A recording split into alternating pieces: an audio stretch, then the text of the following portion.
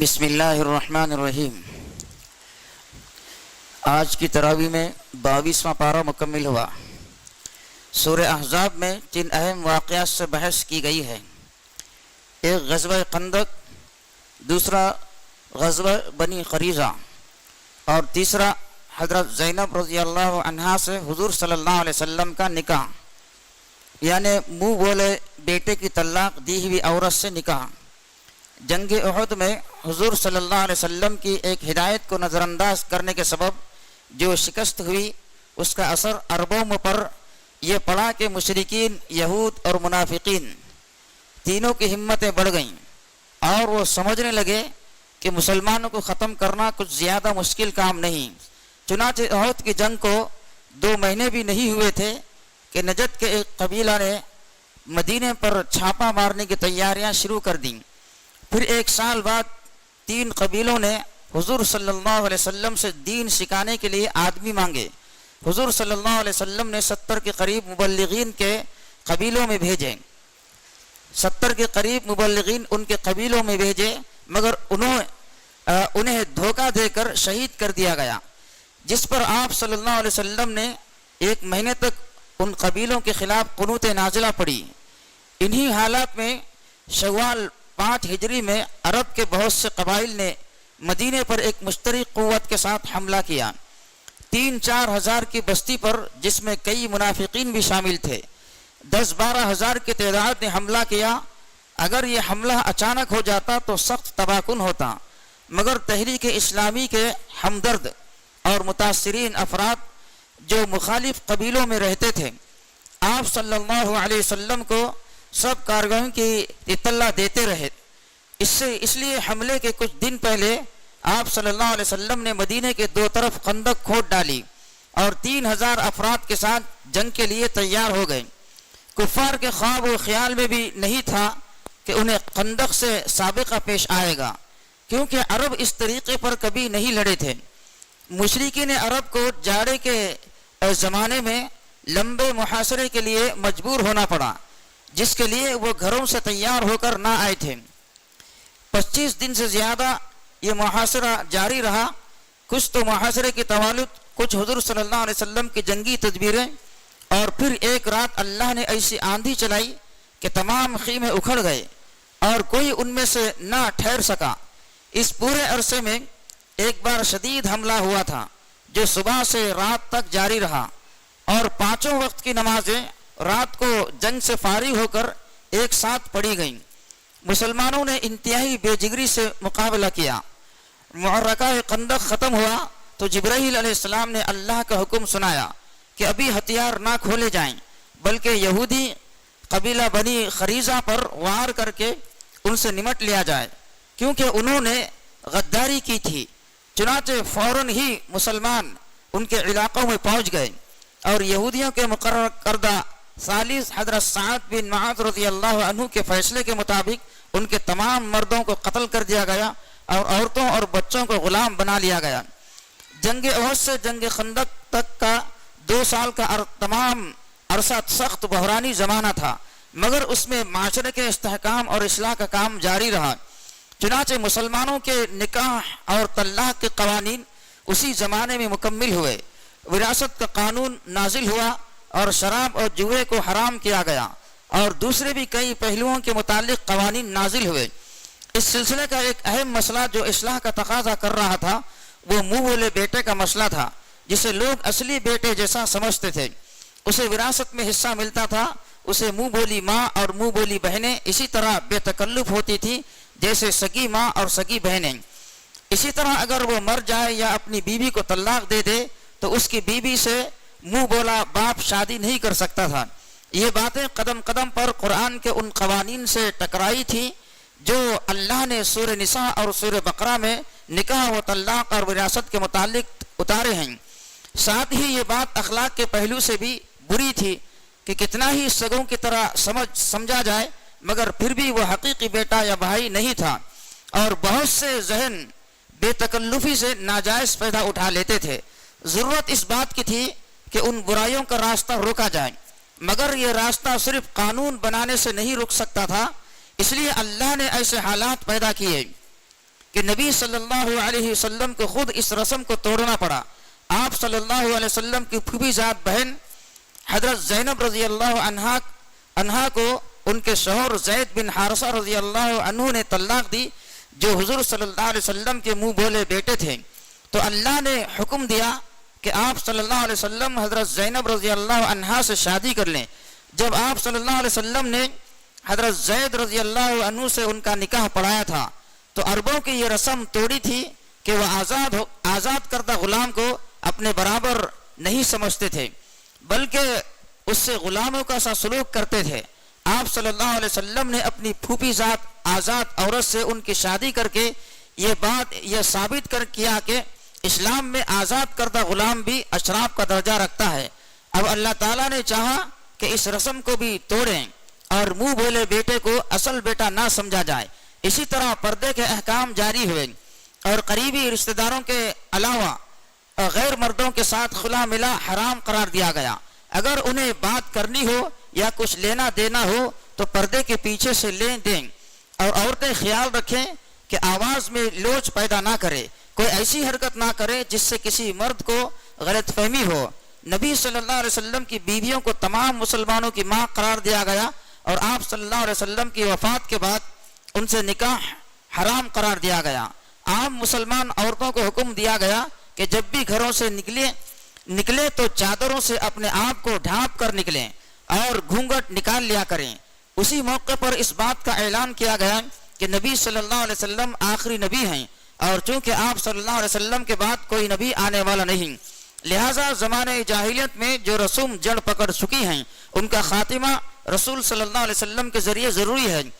اسی وجہ سے اللہ تعالیٰ نے حضرت زید رضی اللہ عنہ کے طلاق دینے کے بعد حضرت زینب رضی اللہ عنہا کا نکاح آپ صلی اللہ علیہ وسلم سے کر دیا. چونکہ حضرت زید رضی اللہ عنہ لے پالک بیٹے منہ بولے تھے اور بیٹے کی بیوی بہو سے نکاح حرام ہے. اللہ تعالیٰ نے تردید فرما دی کہ حضرت زید رضی اللہ عنہ کب آپ صلی اللہ علیہ وسلم کے بیٹے تھے، وہ تو سرے سے بیٹے ہی نہیں، مردوں میں سے محمد صلی اللہ علیہ وسلم کسی کے باپ نہیں، پھر بہو کا سوال کہاں پیدا ہوتا ہے. دوسری حیثیت آپ صلی اللہ علیہ وسلم کی رسول کی تھی اور رسول جہالت کی باتوں کو ختم کرنے آتے ہیں. تیسری بات یہ کہ آپ خاتم النبیین ہیں، آپ صلی اللہ علیہ وسلم کے بعد کوئی رسول آنے والا نہیں، لہذا ضروری ہے کہ اس قبیح رسم کو آپ صلی اللہ علیہ وسلم خود ختم کر کے جائیں. چونکہ نکاح و طلاق کا ذکر ہے اسی لیے ضمناً ایک اہم مسئلے کی وضاحت کر دی گئی.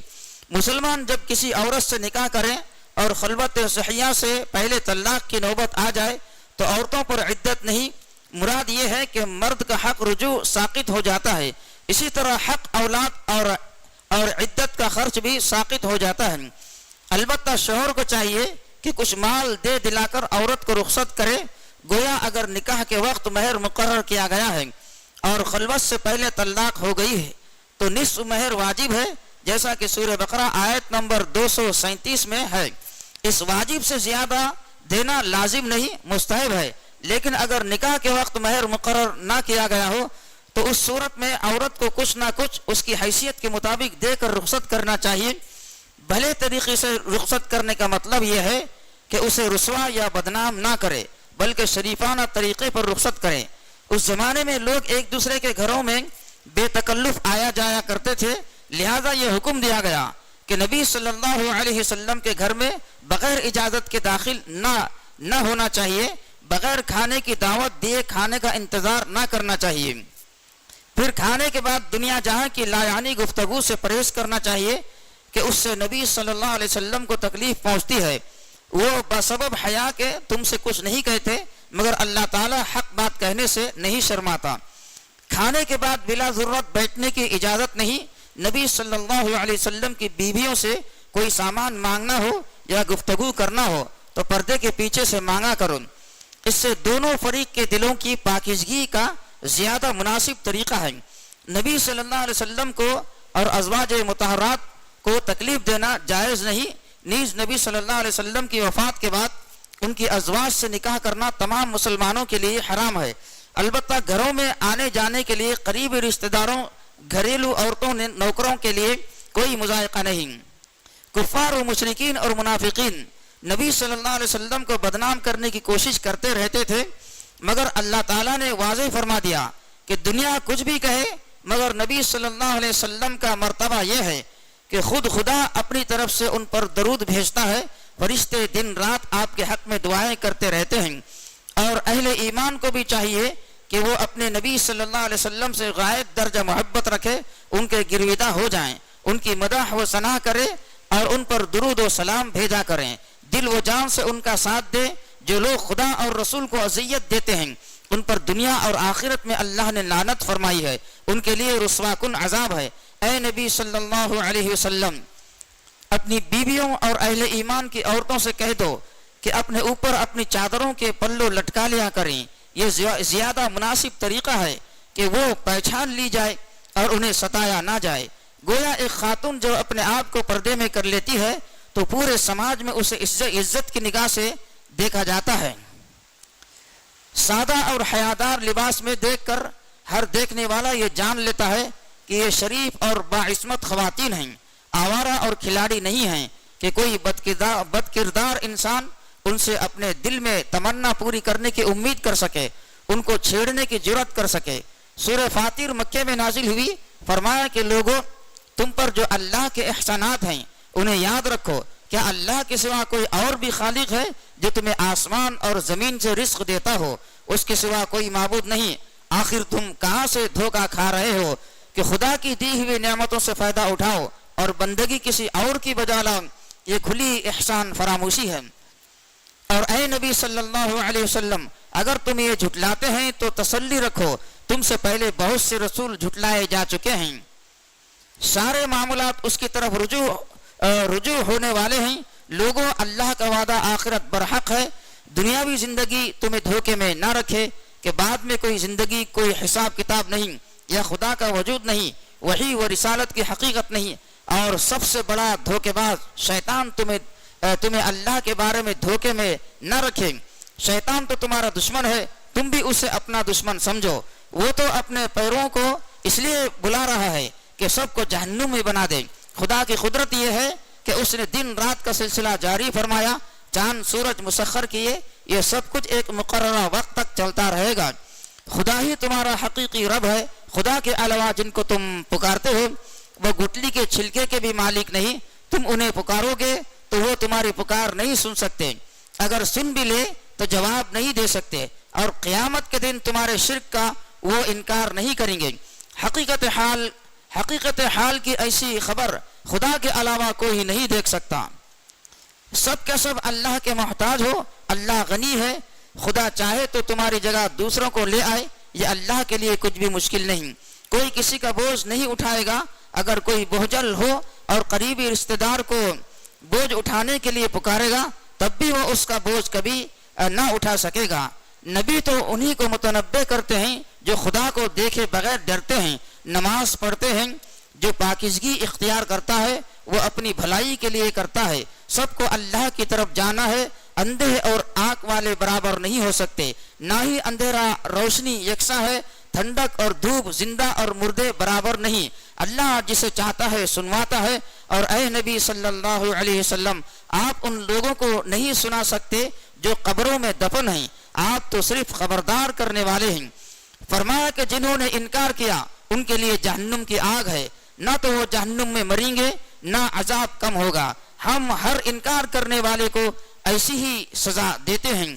وہ وہاں چیخیں گے، اے ہمارے رب، ہمیں یہاں سے نکال، اب ہم پہلے جیسے کام نہ کریں گے بلکہ اچھا عمل کریں۔ ان سے کہا جائے گا، کیا ہم نے تمہیں اتنی عمر نہ دی تھی کہ سمجھدار سبق لے لیتا، اور تمہارے پاس تو ڈرانے والا بھی آیا تھا۔ اب مزہ چکو، ظالموں کا کوئی مددگار نہیں ہوتا۔ زمین و آسمان کے خفیہ راز اللہ ہی جانتا ہے، وہ سینوں کے راز تک جانتا ہے۔ اس نے تم کو زمین میں خلیفہ بنایا ہے۔ جو انکار کرے گا اس کا وبال اسی پر۔ کافروں کا کفر رب کی